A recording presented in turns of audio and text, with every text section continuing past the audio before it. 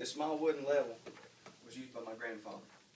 My grandfather, Bruce Love, was a classic mountain of a man that was known by everyone in town and was able to do just about anything. He taught me how to drive, shoot a shotgun, and the importance of hard work. Every time I look at the level sitting on my mantle in my living room, I think about my grandfather. I can only imagine how long he used it, or even how long he had it. This small wooden, dirty, and damaged level is one of the most favorite things from my grandfather.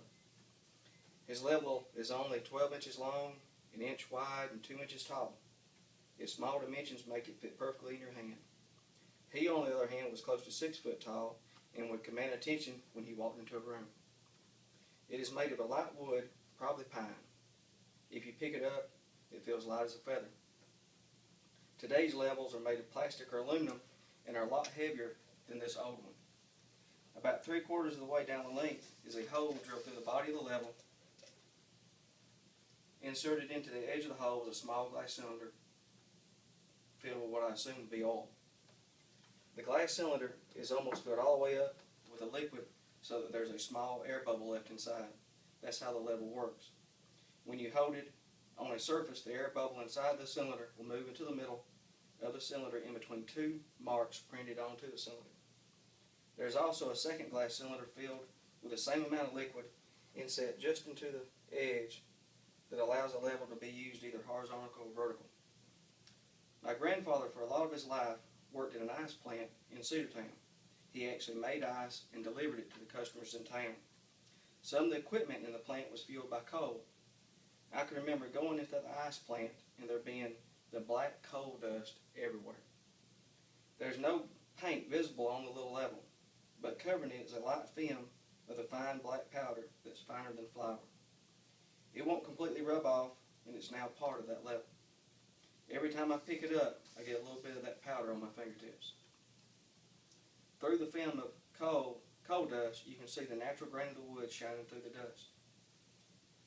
During the delivery one day, he slammed his hand in the door of the ice truck and lost part of a finger. He would always tell me that he never felt it because he'd been handling the ice all day and his hands were numb.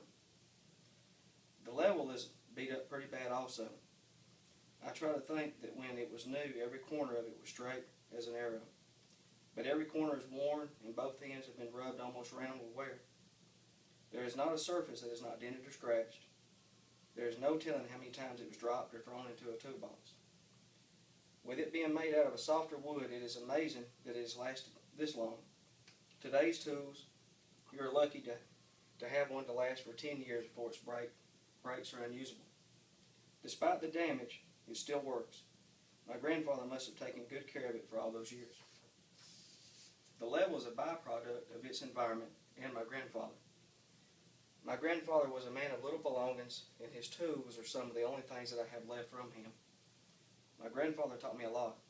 He taught me the value of hard work and pride of doing a job well done.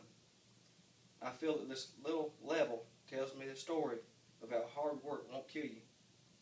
The level has survived all these years and is still working, regardless of the damage and how it looks.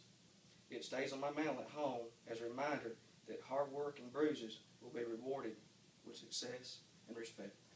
Thank you.